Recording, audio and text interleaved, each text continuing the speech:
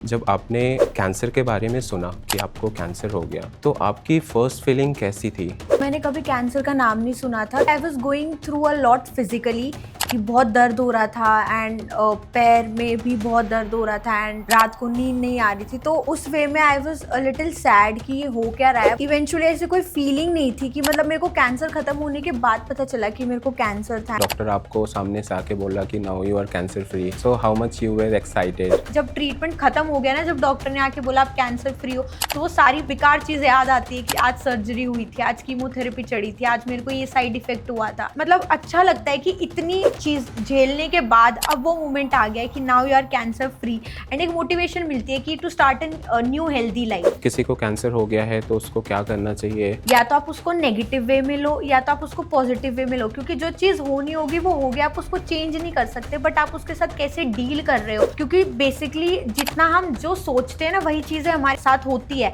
तो जितना पॉजिटिव रहोगे that will be good. Cancer का इलाज है, उससे डरिए मत एंड आप ठीक हो जाओगे, आप बैक टू नॉर्मल लाइफ हो जाओगे। कॉमन फॉर ऑल कि हेयर फॉल सबका ही होना है? सबका होता है। It's a side effect of chemotherapy. इसमें होता क्या है स्पेशली कीमोथेरेपी में? ट्यूमर रिमूव हो चुका है, बट चांसेस रहते हैं अगर कुछ परसेंट भी बॉडी में कैंसर सेल्स है, कीमोथेरेपी उसको मार देती है। स्वागत है मेरे यूट्यूब चैनल पे। दोस्तों, आपने सुना होगा कि कुछ लाइफ स्टोरी हमें हमारी ज़िंदगी को रोक देती है और कुछ स्टोरी हमें हमारी ज़िंदगी को जीना सिखाती है। तो आज ऐसे ही कुछ हम जानेंगे जिनकी लाइफ 360 डिग्री चेंज हो गई सिर्फ एक रिपोर्ट से, जिनको बोन कैंसर हुआ और उस रिपोर्ट ने उनका लाइफ 360 डिग्री चेंज कर दिया है। तो स्वागत करते हैं हमारे चैनल पे पायल जी का। हेलो पायल जी, हेलो आप कैसे सर, हो? I am good, how are you? I am good. Payal ji, जब आपने कैंसर के बारे में सुना कि आपको कैंसर हो गया तो आपकी फर्स्ट फीलिंग कैसी थी? मेरे को जब कैंसर डिटेक्ट हुआ, आई वॉज 13 ईयर्स ओल्ड, तो मैंने कभी कैंसर का नाम ही नहीं सुना था कि होता क्या है। Because I have just entered in my teen age, everything was new for me. नई दुनिया, मतलब मैं चीज़ें समझ रही थी। करेक्ट। तो मैंने कभी कैंसर का नाम नहीं सुना था। तो मतलब इतना था कि आई was going through a lot physically कि बहुत दर्द हो रहा था एंड पैर में भी बहुत दर्द हो रहा था एंड रात को नींद नहीं आ रही थी। तो उस वे में I was a little sad कि ये हो क्या रहा है। बट इवेंचुअली ऐसे कोई फीलिंग नहीं थी कि मतलब मेरे को कैंसर ख़त्म होने के बाद पता चला कि मेरे को कैंसर था एंड ये सारी चीज़ें। बट क्योंकि मैं उस टाइम पे बच्ची थी तो मेरे को इतना नॉलेज नहीं था। करेक्ट। तो आपको कैसे पता चला कि आपको कैंसर है? डॉक्टर ने स्टार्टिंग में कैसे डायग्नोस किया, या उन्होंने पहले स्टार्टिंग में मिस डायग्नोस किया कि कोई और डिजीज़ हो सकता है? स्टार्टिंग में मैं 7th क्लास में पढ़ती थी जब मेरे को कैंसर डिटेक्ट हुआ। तो इनिशियली एकदम से ऐसा कुछ नहीं था कि मेरे को कैंसर है, बट सिम्टम्स स्टार्टिंग में दिखने स्टार्ट हुए, लाइक पैर में स्वेलिंग आना, लिम्पिंग आना पैर में कि विदाउट सपोर्ट मैं चल नहीं पाती थी। So there was a time when the swelling increases, पैर में सूजन बहुत ज़्यादा बढ़ गई एंड मेरे को चलने में डिफ़िकल्टीज आने लग गई। तो हमको स्टार्टिंग में लगा कि normal, because I was in sports, I was preparing for lawn tennis state level. So starting में हमको लगा कि खेलता बच्चा है तो शायद वैसे दिक्कत हुई होगी।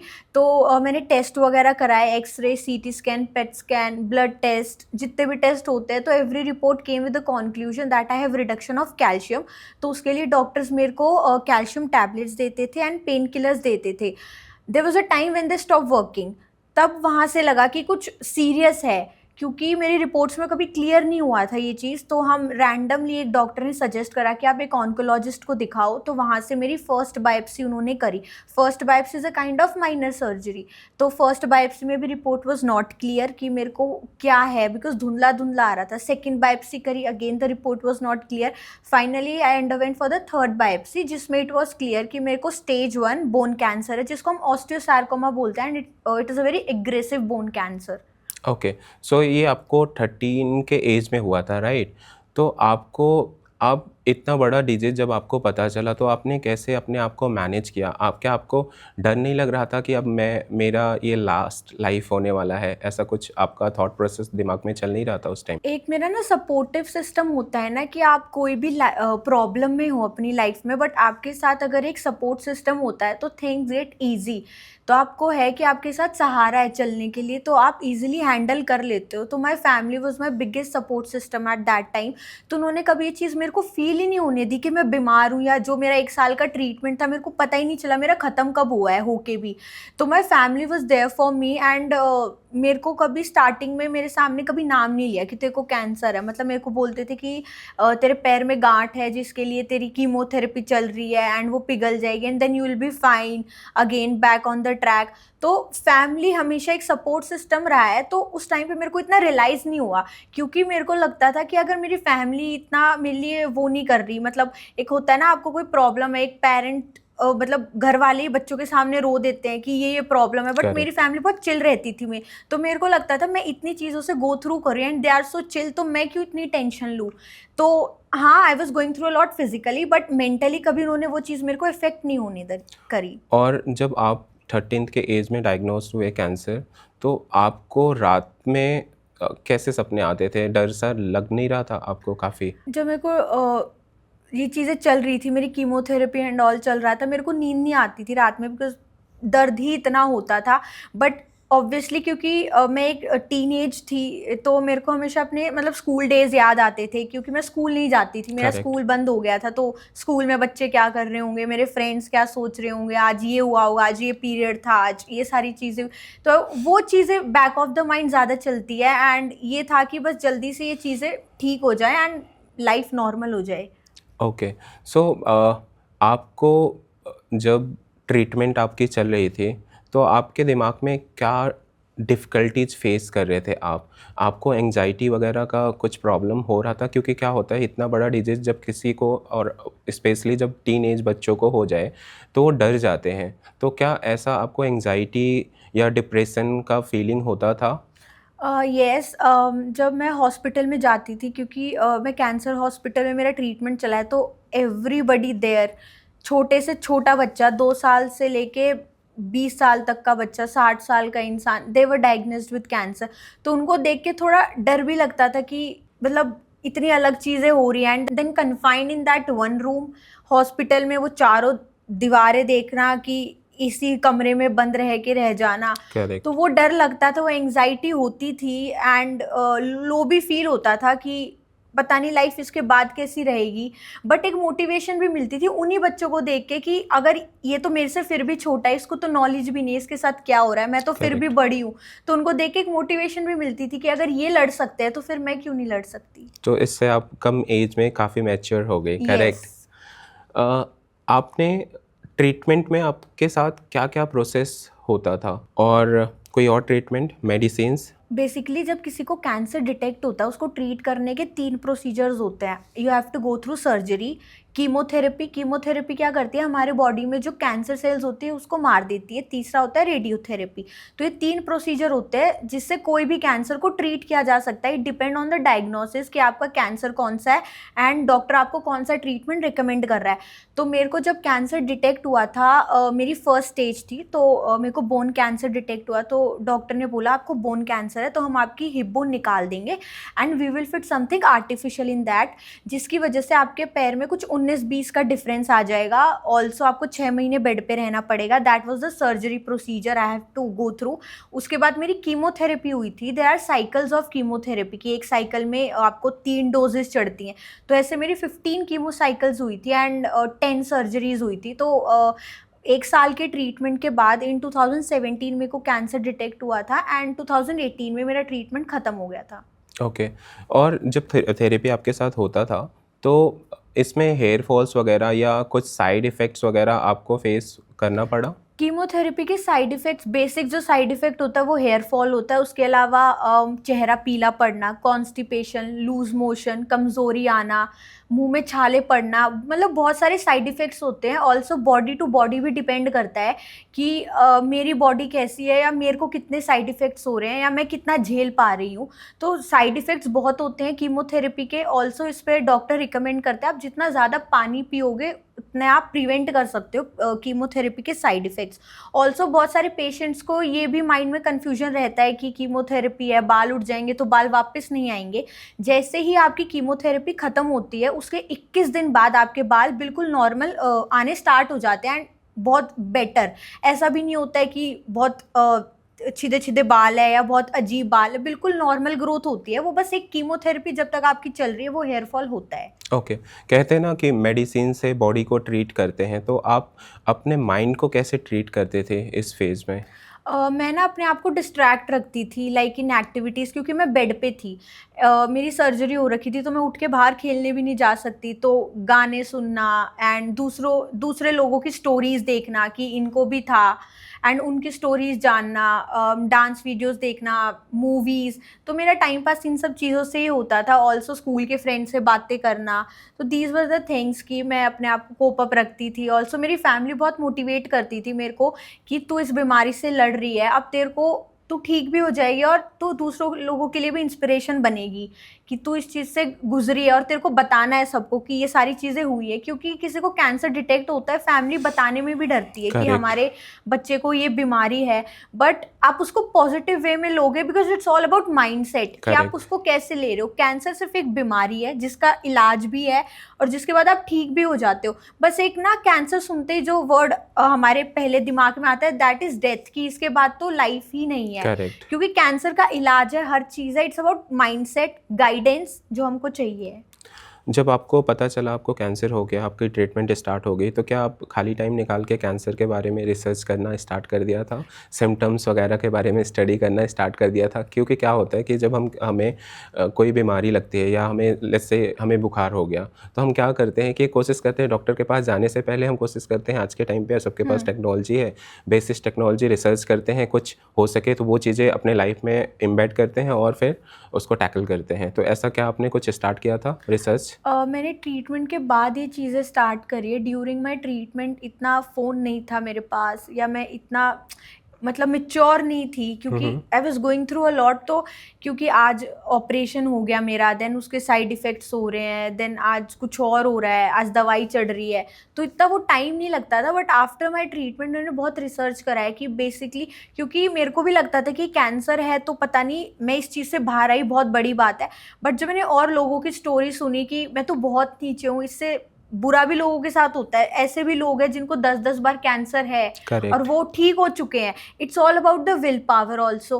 तो मैंने ट्रीटमेंट के बाद कैंसर पे रिसर्च करा है कि there are more than 100 types of cancer, and then उनके सब टाइप्स, लाइक बोन कैंसर होता है, देन उसके सब टाइप्स होते हैं। जैसे मेरे को ऑस्टियोसार्कोमा था, ईविंग सार्कोमा होता है, टिश्यू सार्कोमा होता है, तो कैंसर के सब टाइप्स भी होते हैं। तो उसके बाद मैंने रिसर्च करा, एंड देन फिर मैंने सोचा कि it's a disease, it's a topic, कि इसके बारे में अवेयरनेस नहीं है। मेरा मानना है आप कैंसर को तभी खत्म कर सकते हो जब उसकी अवेयरनेस होती है। लोगों को अवेयरनेस ही नहीं है, गाइडेंस ही नहीं है, तो इसलिए दिमाग में पहला वर्ड डेथ आता है कि Correct. कैंसर है तो अब इसके बाद लाइफ ही नहीं है। तो life is good after cancer, it's normal. जो लोग बोलते हैं कि नॉर्मल नहीं हो पाता है, तो मैंने बहुत रिसर्च करा। उसके बाद मैंने सोचा कि मेरी लाइफ कंप्लीटली चेंज हो गई थी कैंसर के बाद, Correct. बिकॉज मेरी सर्जरीज हुई एंड ऑल दैट। तो मैं कोई physical activity for life time कर ही नहीं सकती।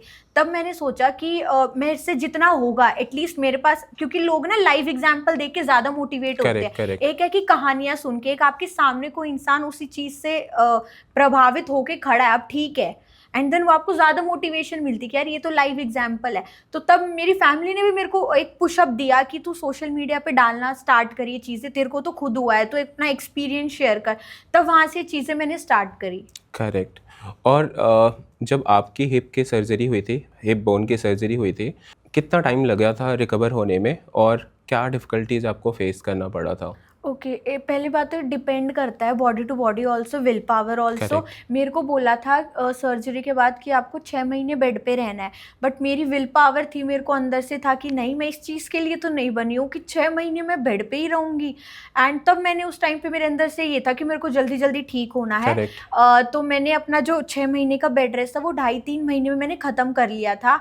बहुत मतलब डॉक्टर बोलते थे कि आज तुम्हें बैठने की ट्राई करना, आज फिर हम अगर तुम बेड पे बैठ गए फिर हम तुमको चलवाएंगे, वो सारी चीज़ें उन्होंने बोला था 6 महीने बाद। बट मेरे अंदर इतनी हिम्मत थी कि नहीं, मेरे को ना माइंडसेट ही ऐसा था कि ठीक होना है जल्दी से और हॉस्पिटल से बाहर निकलना है।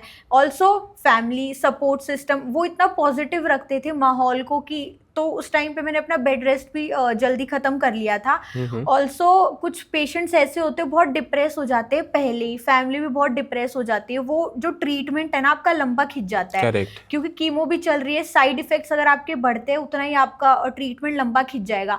अगर आप जैसे जैसे डॉक्टर बोल रहे हैं वैसे वैसे प्रिकॉशंस लेके आप सारी चीज़ें कर रहे हैं तो आपका पहले भी ट्रीटमेंट ख़त्म हो जाता है। ऑल्सो लोग ये बोलते हैं कि कैंसर ना एक पर्टिकुलर एज में होता है, कि करेक्ट, अगर आप 40 साल प्लस हो गए, पहले तो ऐसा होता था ना कि बुजुर्ग लोगों को कैंसर हो गया है, उससे पहले तो हो ही नहीं सकता, कभी सुनने में नहीं आता था 3 साल के बच्चे को कैंसर है। करेक्ट, तो एक एज लिमिट ऐसा कुछ नहीं है कैंसर। इट्स लाइक अगर 0 to 12 ईयर्स का बच्चा है उसको बेसिकली ब्लड कैंसर होता है। टीन एज करेक्ट, में आपको मिलेंगे केसेस बोन कैंसर के, एंड उसके बाद 25 प्लस ईयर्स के जो लोग होते हैं उनको फिर कहीं भी कैंसर हो सकता है। करेक्ट, ऑल्सो ऐसा बोलते हैं कि कैंसर बहुत ऐसी बीमारी है जो एक पर्टिकुलर रीज़न की वजह से होती है। ये चीज़ मेरे को क्लियर करनी है कि हमारी बॉडी में कैंसर सेल्स सबकी बॉडी में होते हैं, करेक्ट, तो फिर हमको कैंसर क्यों नहीं होता, ये लोगों के दिमाग में डाउट रहता है। तो हमारी बॉडी अलग अलग ऑर्गन से मिलके बनती है, heart, liver, kidney etcetera. Correct, तो ये जो ऑर्गन होते हैं ये छोटे छोटे सेल से मिलकर बनते हैं। तो ये सेल का काम क्या होता है, पुराने मरे हुए सेल्स की कमी को पूरा करते हैं, और ये सेल्स लगातार डिवाइड होते रहते हैं। इन सेल्स में डीएनए होता है जो इनको गाइड करता है, इनका सॉफ्टवेयर होता है कि इनको कब डिवाइड होना है, कब नहीं होना, कब क्या करना है। अब हमारा लाइफस्टाइल ही ऐसा होता है, या तो हेल्दी डाइट नहीं है, करेक्ट, हेल्दी लाइफस्टाइल नहीं है, इन्वायरमेंट बेकार है, हम बहुत लेजी हैं, तो डीएनए में कभी कभी खराबी आ जाती है। तो ये जो मरे हुए सेल्स है ये वापस से मतलब ग्रो नहीं होते हैं, नए सेल्स ग्रो नहीं होते हैं। जो मरे हुए सेल्स है वो एक जगह इकट्ठा हो जाते हैं, जिसको हम बेसिकली ट्यूमर बोलते हैं। तो हम करेक्ट। बोलते हैं कि हमको कैंसर है। ओके, सो आपने जो भी प्रिकॉशन लिया ड्यूरिंग योर ट्रीटमेंट, तो हमारे व्यूअर्स या जिसको लग रहा है, ये जो वीडियो देख रहे हैं, जिसको लग रहा है कि उनको ऐसा कुछ सिम्टम्स है जो या फिर कैंसर हो रखा है, तो आप उनके लिए क्या प्रिकॉशन, क्या सजेशंस देना चाहोगे इन terms of food, in terms of life style, in terms of other motivating factor? Also आपका ट्रीटमेंट जब चल रहा होता है तो बाहर का तो बिल्कुल खाना ही नहीं है। अगर आपको कुछ मन भी कर रहा है बाहर का खाने का, वही चीज़ घर पे पका के खा सकते हो हाइजीन वे में, बिल्कुल साफ़ सफाई के साथ। अगर आप वेजिटेबल्स भी काट के खा रहे हो, फ्रूट्स खा रहे हो, देन आप जिस नाइफ से उसको काट रहे हो उस नाइफ को पहले आप बॉईल करो गर्म पानी में, ताकि उसके जो जर्म्स उसके ऊपर होंगे वो हट जाते हैं। ऑल्सो जितना ज़्यादा कीमोथेरेपी के टाइम आप पानी कंज्यूम कर सकते हो, क्योंकि वो यूरिन के थ्रू निकल जाती है आपकी दवाई, एंड दैट इज़ गुड। निकलना इज अच्छी बात होती है, और उससे साइड इफ़ेक्ट्स कम होते हैं। जैसे मुंह में छाले पड़ते हैं, वो क्यों पड़ते हैं, क्योंकि हम पानी नहीं पीते हैं। हम कीमोथेरेपी पे साइड इफ़ेक्ट्स होते हैं, हमको खाने से थोड़ा स्मेल आती है, पानी Correct. नहीं पीना पड़ता, बट यू हैव टू, क्योंकि उससे साइड इफ़ेक्ट्स अल्टीमेटली रिड्यूस ही होंगे। आफ्टर ट्रीटमेंट लोग क्या करते हैं, फॉलोअप के लिए नहीं जाते, छोड़ देते हैं। नॉर्मल इंसान को भी 1 साल में 1 बार रूटीन चेकअप के लिए जाना चाहिए, full body checkup, that is must. क्योंकि अगर आपकी बॉडी में ऐसा कुछ पहले से ही होना होगा तो वो अर्ली स्टेज में डिटेक्ट हो जाता है। कोई भी आपकी बॉडी में दिक्कत है तो आप उसको डील कर सकते हो, आप उसके साथ, आपको पता चल जाएगा मेरी बॉडी में ये कमी है, एंड आप उसको पूरा कर सकते हो। लोग बहुत आलसी हो जाते हैं, 10 साल ट्रीटमेंट को हो गए, अब 10 साल हो चुके हैं, अब हम क्यों जाए चेकअप के लिए। That is must for a normal इंसान भी। तो अपने व्यूअर्स को मैं यही बोलना चाहूँगी, हेल्दी डाइट इज़ इंपॉर्टेंट, बाहर का खाओ but in a limited way. Correct. Chemotherapy के टाइम जितना डॉक्टर बोल रहे हैं उतने प्रिकॉशंस आप फॉलो करो। ओके, और आपने हेल्दी लाइफस्टाइल की बात कर ली, फूडिंग की बात हमने कर ली। अब मुझे ये बताओ, किसी को कैंसर हो गया है, उसने कैंसर स्पेशलिस्ट के साथ ट्रीटमेंट करवा लिया, अब उसको रिकवरी लग रहा है, तो जब फर्दर चेकिंग करवाना हो उसको, तो कैंसर स्पेशलिस्ट के पास ही जाना है या कोई और स्पेशलिस्ट के पास? क्योंकि जहाँ तक मुझे पता है, आपने ऑर्थो के पास आपको जाना पड़ा था बिकॉज आपका कैंसर रिकवरी हो गया, बट स्टिल दैट बोन से रिलेटेड था तो ऑर्थो के पास जाना पड़ा, ऐसा होता है क्या? इनिशियल डेज़ में आपको, क्योंकि आपका ट्रीटमेंट ही एक ऑन्कोलॉजिस्ट के पास चल रहा है, तो जैसे आपके जब 1-2 साल ट्रीटमेंट के नहीं होते हैं, आप इट्स गुड कि आप अपने कैंसर डॉक्टर के पास ही जा रहे हो, क्योंकि उन्होंने आपका ट्रीटमेंट करा है, he knows about your body, सारी चीज़ें, आपको क्या पास्ट में भी दिक्कत हुई है, एंड अगर अभी प्रेज़ेंट में अगर आपको कोई दिक्कत है, तो वो पास्ट की दिक्कत को कनेक्ट करके वो डील कर सकते हैं उसके साथ, तो इट्स गुड। एंड मेरे जैसे ट्रीटमेंट को 7 साल हो गए हैं, तो मेरे को नॉर्मल एक्सरे वगैरह कराने पड़ते हैं, तो मैं नॉर्मल कोई भी डॉक्टर के पास जाके मैं करा सकती हूँ, बट स्टिल आई रिकमेंड कि आपने जिस हॉस्पिटल से, जिस डॉक्टर के अंडर आपका ट्रीटमेंट चला है, इट्स गुड आप उन्हीं के पास जाओ। ओके। फिर जब आपका डायग्नोस हो गया, ट्रीटमेंट स्टार्ट हुआ, जब उसके बाद रिकवरी भी हो गई, फिर आपने अपना स्कूलिंग स्टार्ट किया होगा, राइट? तो स्कूलिंग जब स्टार्ट आपने किया तो आपको कुछ मेंटल डिफ़िकल्टीज वहाँ फेस करना पड़ा? लाइफ आफ्टर कैंसर बोलते हैं ना कि लोग सोचते हैं कि कैंसर को हमने ठीक कर लिया, वही बहुत बड़ी बात है, अब तो सब ठीक चलेगा। कैंसर की जर्नी से तो आप निकल जाते हो, बट लाइफ आफ्टर कैंसर वो ज़्यादा इंपॉर्टेंट होता है। आप कैसे अडेप्ट कर रहे हो अपने आप को, आप करेक्ट। सोसाइटी में कैसे अपने आप को अडेप्ट कर रहे हो, क्योंकि लोग बोलते हैं, समाज का काम है बोलना, आपको डिमोटिवेट करना कि तेरे को तो कैंसर था, एंड ऐसा डिमोटिवेट कर देते कि आप पहले की तरह नहीं जी सकते, बट आप कितना अपने आप को ढाल रहे हो सोसाइटी में, normal, it's all about mindset. तो मैं बाहर, मतलब जब मेरी सर्जरी हुई and everything was fine treatment के बाद, तो मैं बाहर भी नहीं निकली थी घर से 1 साल तक, बिकॉज मैं स्टिक से चलती थी, 3 साल कुछ मैं स्टिक से चली हूँ विद सपोर्ट, बिकॉज मेरी सर्जरी हुई थी एंड पैर में डिफरेंस आ गया था, जिसके लिए मेरे को अलग से शू भी यूज़ करने पड़ते हैं, तो I have difference of 8 centimetre in my leg. तो as a girl also, every girl is so conscious about her looks कि मैं बाहर जाऊँगी तो लोग मेरे को देखेंगे, कमेंट्स करेंगे, तो मेरी फैमिली ने मेरे को बोला कि it's about your mindset only, the positivity. And मेरा मानना है ब्यूटी बाहर से नहीं आती है, ब्यूटी कम्स फ्रॉम इनसाइड, आपका Correct. करेक्टर कैसा, आपका नेचर कैसा है। तो मैंने फिर बाहर जाना स्टार्ट करा नॉर्मली, एंड देन फिर मैं सोचती थी ठीक है, जिसको देखना है वॉट एवर, जो सोचना है सोचने दो, because Correct. I know my struggle कि मैंने पास्ट में कितनी चीज़ें करी है, and be proud of who you are. आप एंड हर एक नेगेटिव चीज के पीछे एक पॉजिटिव रिजल्ट होता है। Correct, correct. कैंसर ने मेरे को बहुत कुछ सिखाया है, the definition of life, fear, happiness, हर चीज की डेफिनेशन मेरे को कैंसर ने सिखाई है। एक बहुत कम एज में मेच्योरिटी आ गई, एक्सपीरियंस आ गया, जो शायद अगर मैं अभी 20 साल की हूँ तो मेरे जितनी जो 20 साल की लड़की है, जितना एक्सपीरियंस मेरे को है, जितनी मेच्योरिटी मेरे अंदर है, वो उसके अंदर नहीं है।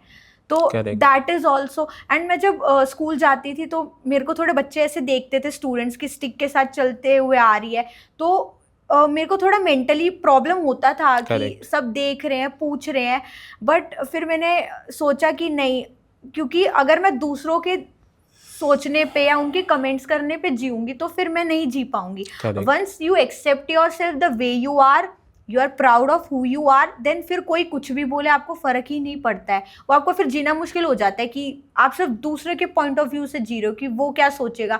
अगर आपने एक्सेप्ट कर लिया आप जैसे हो अपनी लाइफ में, देन आप कोई कुछ बोलता रहे, कोई फर्क ही नहीं पड़ता। करेक्ट। आप सबको सेटिस्फाई नहीं कर सकते, राइट? यस। क्योंकि अगले के दिमाग में क्या चल रहा है आपके Yes. कंट्रोल में नहीं है।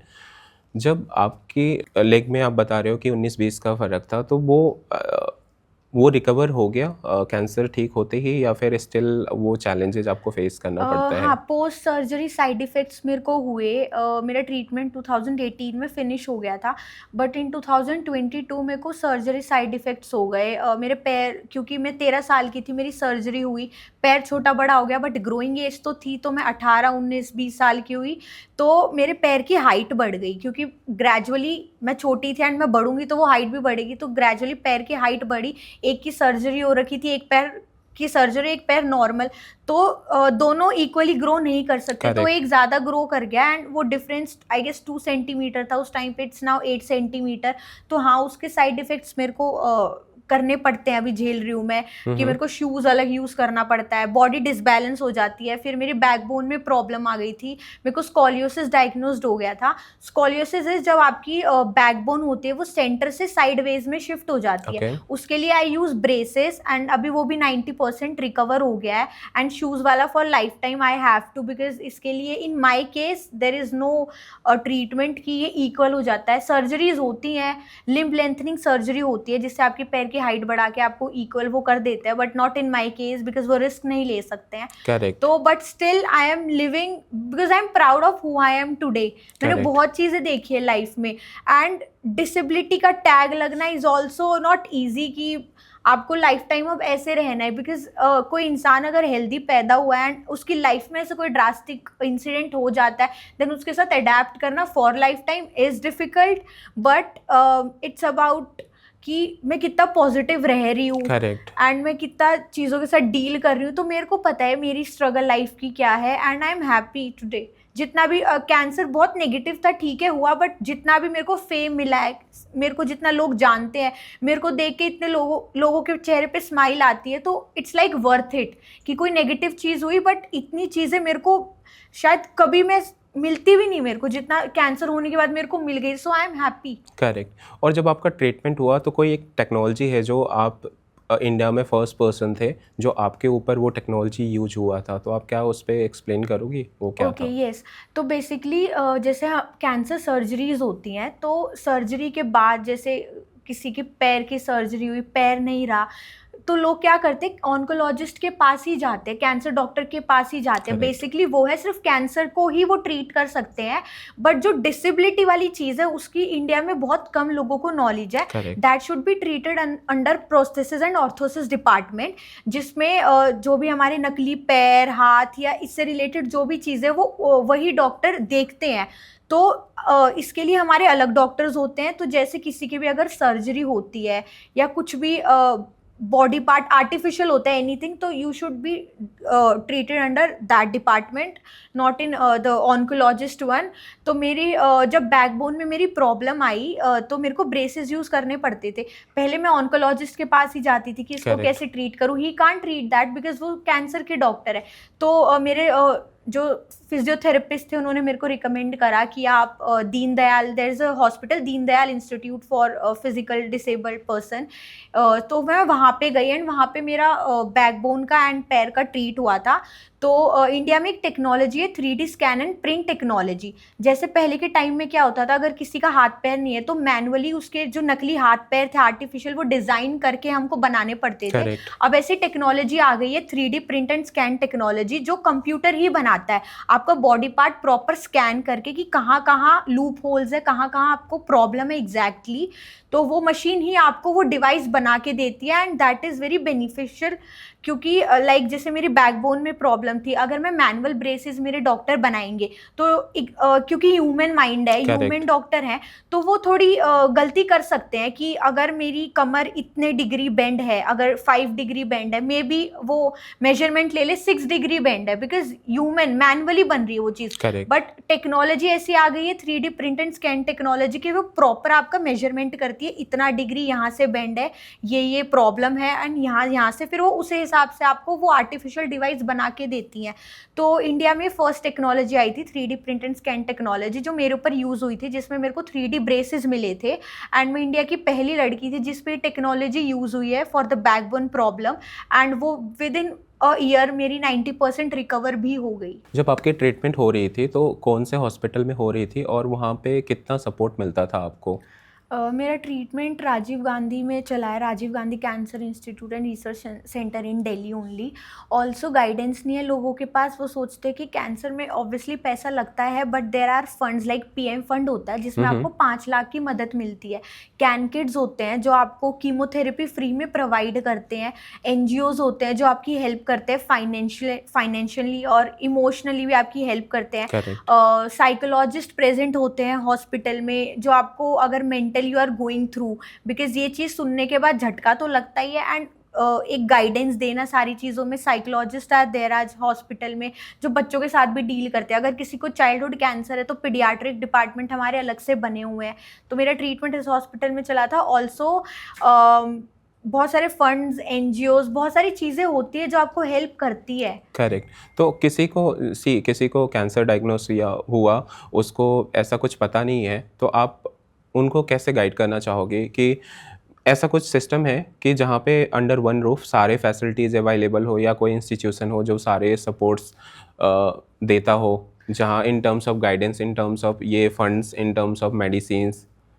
इट्स अबाउट कि जैसे ऑन्कोलॉजिस्ट हैं तो हर ऑन्कोलॉजिस्ट अलग होते हैं, कि कैंसर अलग होता है, किसी को बोन कैंसर है, किसी को ब्लड कैंसर है, correct. So it depends patient to patient and also my connections with doctors, because मैं बहुत सारे ऑन्कोलॉजिस्ट से कनेक्टेड हूँ। अगर मेरे पास कोई पेशेंट आता है I can recommend directly to them, ताकि उनको कोई प्रॉब्लम ना हो, डायरेक्टली वो उन डॉक्टर को जाके दिखा सकते हैं। अंडर वन रूफ ऐसा कुछ नहीं होता है, हर चीज़ अलग होती है। Also the best hospital in Delhi in India is AIIMS, जहाँ पे आप ट्रीट कर सकते हो।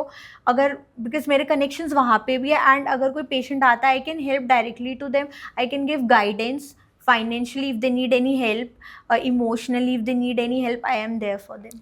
फिर तो मैं अपने व्यूअर्स से अपील करता हूँ, ऐसा कुछ केस है जिसको फाइनेंशियली, जिसको नॉलेज के लिए या फिर किसी चीज़ में हेल्प चाहिए स्पेशली कैंसर से रिलेटेड, देन आप कमेंट करके बताएं मुझे। So I connect with Payal and वो आपको इसमें हेल्प करेगी। पायल, ये तो हो गया आपका जर्नी कैंसर से रिलेटेड। उसके बाद जब आपने कैंसर बीट आउट किया, आपने एक ब्यूटी पेजेंट शो हुआ था जो मिस इंडिया 2022, वो आप विनर रही हैं। तो आपका कैसे अचानक उसमें लाइक मन कैसे आपका कर गया कि 2022 में फर्स्ट ब्यूटी पैजेंट हुआ था for cancer survivors and patient, that is miss India cancer warrior. It's like proper beauty pageant miss India, जिसमें हमारे जजेस होते हैं, हमारी रैम वॉक, हम अपनी स्टोरी शेयर करते हैं। एंड ये इवेंट ही इसलिए बनाया गया है for the purpose of motivation, कि जितने कैंसर सर्वाइवर्स या पेशेंट्स हैं आउट देयर जो अपने अंदर ही अपनी स्ट्रगल रखते हैं, वो बाहर आके दुनिया को बताए कि हाँ हमारे साथ ये चीज़ें हुई है और ये चीज़ ठीक भी हो सकती है। इट्स अ मोटिवेशन कि हम ब्यूटी को कैंसर में लेके आते हैं। किसी को कैंसर होता है, सबको लगता है हम अगली हैं, लाइक हेयर फॉल होता है, so we are not beautiful any more. Correct. तो इट्स अ मोटिवेशन इवेंट जो इंडिया में फर्स्ट टाइम हुआ था, तो उसकी मैं विनर रही थी। And also I was the youngest participant out there. Also if any one wants to participate, they can reach out and they can share their story and they will be glad कि मतलब एक उनको different life experience मिलेगा कि cancer के अलावा ये भी चीज़ है। और आपने रिकवरी के बाद क्या क्या चीज़ों पे क्या क्या इनिशिएटिव पे आप पार्टिसिपेट करते हो, या आपको पोस्ट रिकवरी आपका थॉट प्रोसेस कम्प्लीटली चेंज हो गया, तो आप क्या किस चीज़ों में इन्वॉल्व रहते हो मोस्टली?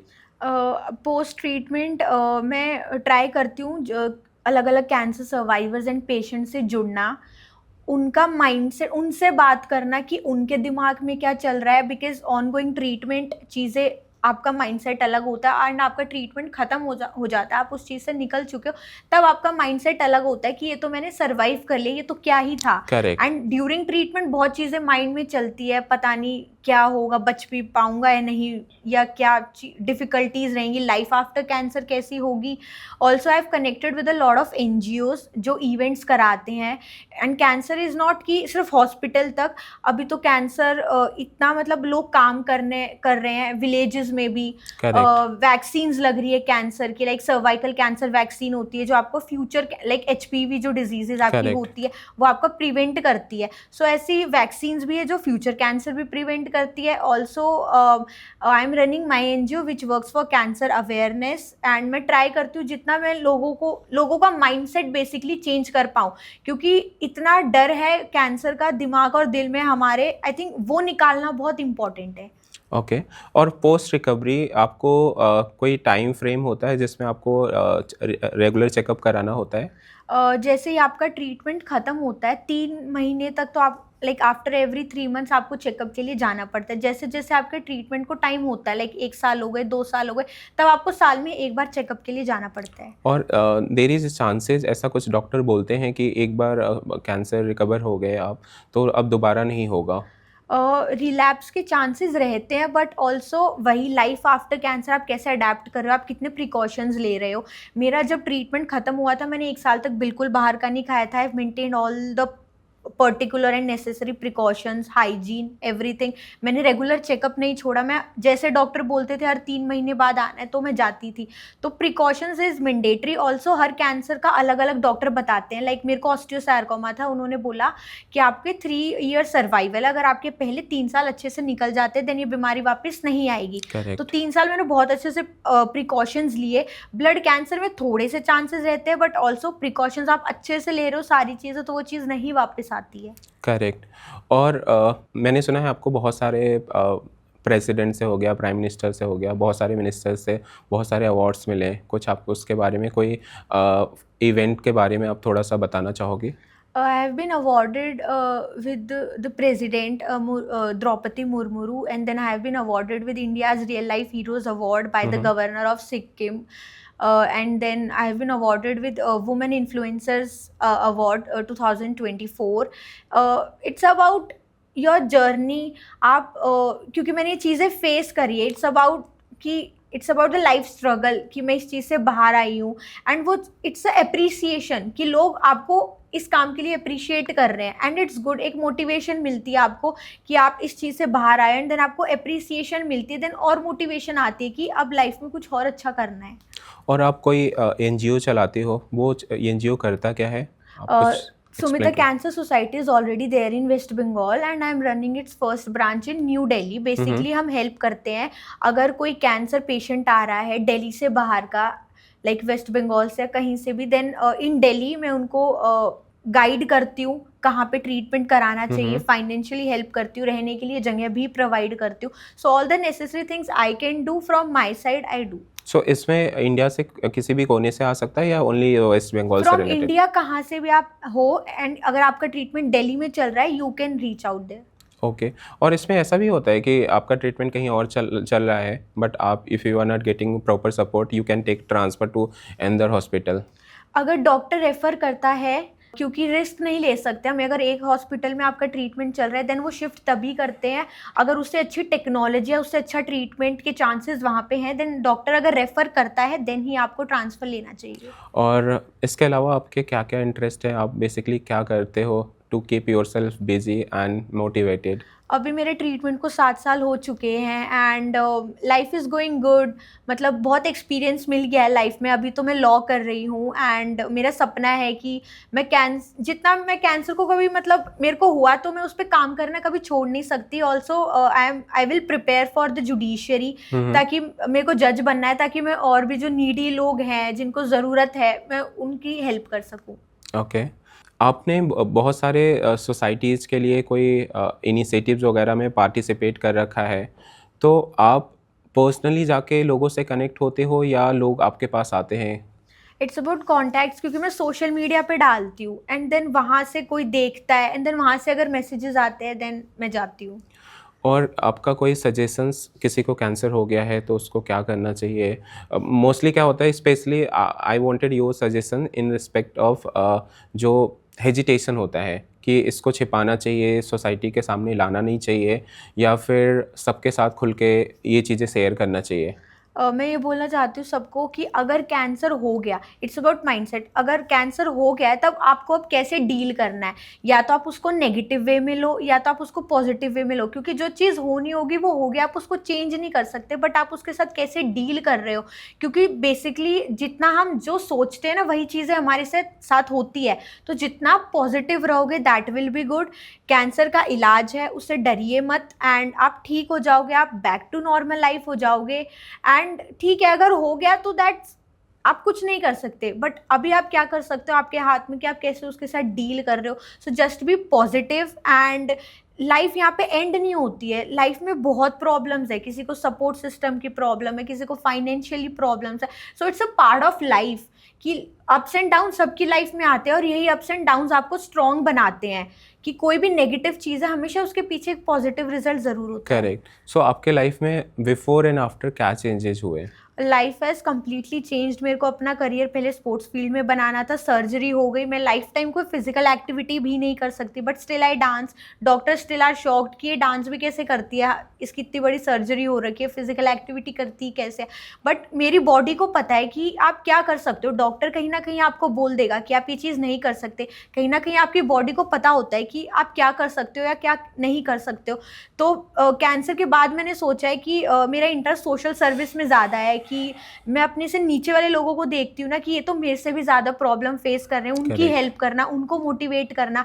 अगर मेरे एक लाइन से भी, अब मेरे को देख के भी, मेरी जर्नी को सुन के भी अगर किसी एक इंसान की लाइफ भी चेंज होती है, and that is worth it.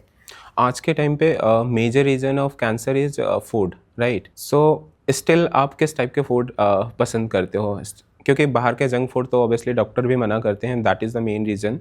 तो do you still prefer outsider food और घर का ही बना हुआ? बाहर का तो सभी खाते हैं, एंड थोड़ा Correct. बहुत तो खाना भी चाहिए, but lifestyle is important. Diet कैसी आप ले रहे हो, आप वैसे खाना खाइए, वेजिटेबल्स खाओ, फ्रूट्स खाओ। अगर आपको कुछ बाहर का खाना वो घर पे बना के खा सकते हो। महीने में 1-2 बार आप बाहर का खाओगे, that's normal, but also body checkup is must उसके साथ। एंड एक्सरसाइज करना इज़ वेरी इंपॉर्टेंट। चाहे आप योगा कर लो, आप मेडिटेशन कर लो, आप जिम चले जाओ, बट अपनी बॉडी को फिजिकली एक्टिव रखना इज़ वेरी इंपॉर्टेंट। आप सुबह शाम वॉक कर लो, एटलीस्ट आपकी बॉडी से पसीने छूट रहे हैं, Correct. कि जो भी अंदर की जो टॉक्सिक चीज़ें होती है वो पसीने के थ्रू निकल जाती है। So that is important. Lifestyle active रहना बहुत इंपॉर्टेंट है। लेजी लोग इतने हो रहे हैं कि ओबेसिटी इतनी हो रही है, उससे भी इतनी बीमारियां हो रही है, शुगर बढ़ रहा है, बीपी बढ़ रहा है। टीनेज बच्चों का देख लो आप, उनको बीपी शुगर की प्रॉब्लम है, पहले के टाइम में होता ही नहीं था। सो अपनी बॉडी को मेंटेन करना इज़ वेरी इंपॉर्टेंट, क्योंकि वही चीज़ हमारे पास है। अगर बॉडी ठीक नहीं रहेगी तो आप क्या ही कर सकते हो। एंड शुगर का मेजर रोल होता है कैंसर में। I mean sugar is the main cause of cancer. So do you still prefer to have sugar in your life और like you completely avoid it? आपको लिमिटेड वे में रखना चाहिए। Also ये myth है कि शुगर से कैंसर बढ़ता है, आप खा सकते हो। एंड लाइक ट्रीटमेंट के बाद मैं कुछ टाइम तक मैंने प्रेफर करा था कि मैं कम ही खाऊं। नॉर्मल इंसान को भी ज़्यादा शुगर वाली चीज़ें खानी नहीं चाहिए। इट्स लिमिटेड वे में आप हर चीज़ रखोगे तो हर चीज़ अच्छी जाएगी। करेक्ट। जब हम मिथ की बात कर रहे हैं तो आपके हिसाब से क्या क्या ऐसा मिथ है जो लोगों को जानना चाहिए? पहली बात तो यही मिथ है कि लोग सोचते हैं कि कैंसर ट्रीटेबल ही नहीं है। अब तो ऐसी ऐसी टेक्नोलॉजी आ गई है, आप इंडिया में बैठ के बाहर सर्जरी कर सकते हो, जिसको हम रोबोटिक सर्जरी भी बोलते हैं। तो टेक्नोलॉजी इतनी, साइंस इतना हमारा एडवांस जा चुकी है कि अब तो हर चीज़ का इलाज है। Cancer at last stage is also treatable. लोग सोचते हैं कि लास्ट स्टेज का कैंसर है, अब तो ठीक ही नहीं होगा। बिल्कुल ठीक हो सकता है, एंड आप बैक टू नॉर्मल लाइफ जा सकते हो। लोग ये सोचते हैं कीमोथेरेपी के बाद बाल नहीं उगते, 21 दिन बाद आपके बाल भी उगने स्टार्ट हो जाते हैं। लोग सोचते हैं कि अगर हमको कैंसर है तो हमारे बच्चों को भी होगा। स्पेशली जो चाइल्डहुड कैंसर होता है, उसकी सबसे अच्छी बात ये होती है, अगर चाइल्डहुड कैंसर आपको हुआ है तो आपके बच्चों को वो इनहेरिट नहीं होगा। करेक्ट। जो आफ्टर टीनेज वालों को कैंसर होता है, तो उनका माइंडसेट कैसे चेंज करें? आप उनको क्या मोटिवेशन देना चाहोगे? कैंसर हो गया, इट्स फाइन, बट अगर आप अपना लाइफस्टाइल अच्छा रखोगे एंड सारी चीज़ें करोगे तो वो चीज़ रिपीट नहीं होगी। So it's about mindset and everything. And इसमें जो हेयर फॉल की बात थी, इस कॉमन फॉर ऑल कि हेयर फॉल सबका ही होना है? हाँ, सबका होता है। It's a side effect of chemotherapy. किसी को भी कीमोथेरेपी होती है, देयर आर साइड इफेक्ट्स, वो सबको ही होते इसमें हैं। होता क्या है स्पेशली कीमोथेरेपी में? बेसिकली कैंसर को ट्रीट करने के लिए जो भी आपकी बॉडी के अंदर कैंसर सेल्स हैं, अगर मेरे को बोन कैंसर था, मेरी हड्डी निकाल दी, they have fitted something artificial, tumour remove हो चुका है, बट चांसेस रहते हैं अगर कुछ % भी बॉडी में कैंसर सेल्स है, कीमोथेरेपी उसको मार देती है। तो इसमें इंजेक्शन के थ्रू ये थेरेपी होता है या फिर किस टाइप का ट्रीटमेंट होता है? कीमोथेरेपी चढ़ाने के 2 तरीके होते हैं। अगर बहुत ही छोटा बच्चा है जिसको ब्लड कैंसर है तो वो कैनुला के थ्रू ही आपकी कीमोथेरेपी चढ़ती है। मेरे को कीमोपॉट मेरी बॉडी के अंदर इंसल्ट हुआ था। कीमोपॉट आपकी बॉडी के अंदर डलता है एंड देन उसके ऊपर इंजेक्शन लग के देन आपके बॉडी में सारी दवाई एंड कीमोथेरेपी जाती है, एंड ट्रीटमेंट के बाद वो कीमोपॉट निकाल भी देते हैं वो। एंड ये तो बहुत पेनफुल प्रोसेस होता है, राइट? ये वो आपको बेहोश करके सारी चीज़ें सर्जरी होती है, आपको पता नहीं चलता। जब आपको कैंसर हुआ तो आपको बहुत लोगों से सिंपैथी आपको मिलना स्टार्ट हो गया होगा। तो आपको उस सिंपैथी से डर लगता था या फिर आप कैसे उसको टैकल करते थे? लोग सोचते हैं कि कोई भी कैंसर पेशेंट नहीं चाहेगा उसको सिंपैथी मिले, नोबडी वांट्स कि आप करेक्ट, उसको आके जताओ वो सारी चीज़ें। वी नो हम किस चीज़ से गुजर रहे हैं, तो सिंपैथी तो किसी भी कैंसर पेशेंट को बिल्कुल नहीं चाहिए होती है। इट्स अबाउट कि आप बस कैसे आके बात कर रहे हो, कि मतलब एक होता है तरीका कि एंड ऑल्सो मेरी पर्सनल सजेशन है, अगर आपको कैंसर है भी देन आपको कन्फाइंड रहना चाहिए उन लोगों के साथ जो आपको खुशी देते हैं, जो आपको मोटिवेट करते हैं, रैदर देन वो लोग जो आपको सिंपैथी देते हैं। करेक्ट। और आप कुछ बताना चाहोगे वो मोमेंट जिस दिन डॉक्टर आपको सामने से आके बोला कि now you are cancer free, so how how much you were excited? उस टाइम पे तो मतलब वो आई थिंक बेस्ट डे था मेरी लाइफ का, क्योंकि now I am cancer free. तो उस टाइम पे तो हमने हॉस्पिटल में ऐसे पूरे हॉस्पिटल में मिठाई बांटी थी, and I was so happy कि इतना स्ट्रगल देखा है। वो लाइफ, वो मोमेंट्स एक एक पल पल के वो याद आते हैं कि जब ट्रीटमेंट खत्म हो गया ना, जब डॉक्टर ने आके बोला आप कैंसर फ्री हो, तो वो सारी बेकार चीज़ें याद आती है कि आज सर्जरी हुई थी, आज कीमोथेरेपी चढ़ी थी, आज मेरे को ये साइड इफेक्ट हुआ था। तो इट्स मतलब अच्छा लगता है कि इतनी चीज़ झेलने के बाद अब वो मोमेंट आ गया है कि now you are cancer free, and एक मोटिवेशन मिलती है कि to start an new healthy life. Correct. और बहुत सारे लोग ऐसे होते हैं कि जैसे उनको पता चला कि उनको कैंसर हो गया, तो बस उनके दिमाग में बस यही होता है कि उनका डेथ होने वाला है या बहुत जल्दी वो मरने वाले हैं। तो आप उनको क्या सजेशन देना चाहोगे? Cancer is not the end of life, not at all. इसका ट्रीटमेंट है, आप ट्रीट कराओ।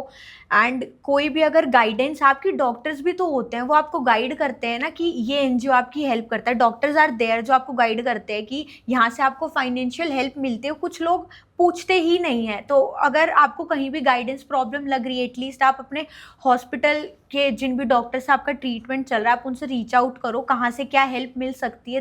क्योंकि फंड्स होते हैं जो कैंसर के लिए प्रोवाइड करे जाते हैं, एनजीओज होते हैं हेल्प करते हैं, सीएम फंड्स होते हैं जो आपकी हेल्प करते हैं, पीएम फंड्स होते हैं, तो हेल्प मिलती है। तो cancer is not the end of life. Problem सबकी लाइफ में आती है, पार्ट ऑफ लाइफ है, बट ये आपको स्ट्रॉन्गर बनाती है। एंड आपका नज़रिया ही इन्हीं सब चीज़ों की वजह से चेंज होता है कि मेरी लाइफ में नेगेटिव चीज़ हुई, अब मैं इसको कैसे बेटर बना सकता हूँ।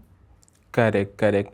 अब आपने कंप्लीटली ऑलमोस्ट रिकवर कर लिया है, तो आपके दिमाग में पुराने ख़यालात आते हैं क्या? कि आपने जो भी चीज़ें फ़ेस किया, या आप उसको अवॉइड करते हो कि मैं जो पहले की बात थी उसको मुझे याद नहीं करना, वो कैसे टैकल करते हो? पॉजिटिव वे में मैं हमेशा याद करती हूँ कि ये टाइम था, मैं इतनी छोटी थी, मेरे को कैंसर हुआ। एंड कोई भी अगर आपकी लाइफ में नेगेटिव चीज़ हुई है, आप उसको पॉजिटिव वे में सोचो कि ये हुआ था। एंड उसको मतलब इट्स गुड कि अगर आपकी लाइफ में नेगेटिव चीज़ हुई, आप उसको पॉजिटिव वे में सोचो ना। आप ऐसा क्यों सोचते हो कि बहुत सारे कैंसर पेशेंट्स होते हैं, अगर मैं उनको बोलूँ टू शेयर द स्टोरी, आज भी ऐसे लोग हैं उनके ट्रीटमेंट को 10 साल हो चुके हैं, दे आर स्टिल लाइक।